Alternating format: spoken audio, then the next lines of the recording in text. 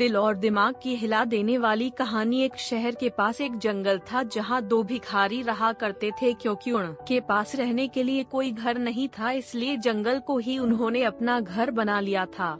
किसी इंसानों के घर के पास रहने पर वो उन्हें वहां से हटा देते, इसलिए उन्होंने जानवरों के घर यानी कि जंगल में ही रहना मुनासिब समझा। स्वाभाविक रूप से वे दुश्मन की तरह एक दूसरे को देखते थे, क्योंकि वे एक ही पेशे में थे और दोनों में एक दूसरे से ज्यादा भीख के पैसे जुटाने की प्रतिस्पर्धा थी।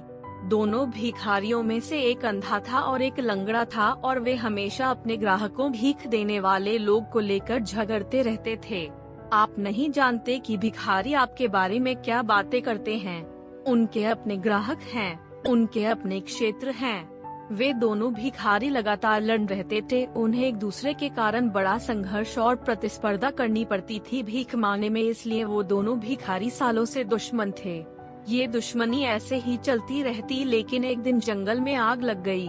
अंधा भिखारी चलने और दौड़ने में पूरी तरह सक्षम था, लेकिन यह उसके लिए खतरनाक था, कारण वह देख नहीं पा रहा था कि वह सही दिशा में जा रहा है या नहीं। लंगड़ा आदमी सब देख तो सकता था, लेकिन अपने आप नहीं चल सकता था। वो आग को तेजी से अपनी तरफ बढ़ते हुए देख रहा था, लेकिन बेबस था, वहाँ से हिल नहीं पा रहा था।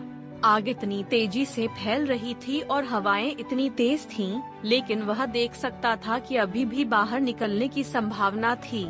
कुछ स्थान ऐसे थे जहां आग अभी तक नहीं पहुंची थी, लेकिन जल्द ही आग वहां पहुंच सकती थी। जल्द ही वे हर तरफ से आग से घिर जाएंगे।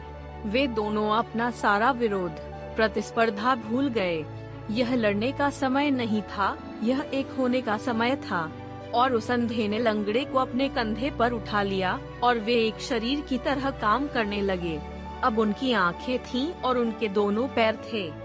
लंगड़ा आदमी देख सकता था और निर्देशित कर सकता था कि उन्हें कहाँ भागना है, तेज या धीमे, और किन दिशाओं से बचना है। और अंधा लंगड़े को कंधों पर उठाकर दौड़ने के सामर्थ्य था। वे बिना घायल हुए जंगल से बाहर आ गए।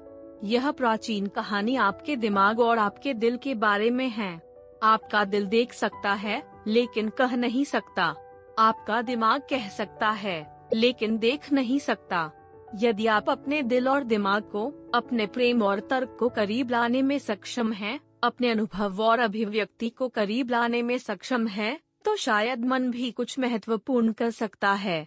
यह पूर्ण नहीं हो सकता है, यह संपूर्ण अभिव्यक्ति नहीं हो सकता है, लेकिन यह सही दिशा में एक संकेत हो सकता है। मैं ऐसा नहीं कहता कि दोनों के साथ आने से गलतियां नहीं होगी, लेकिन उतनी नहीं होगी जब वे अलग अलग रहते हुए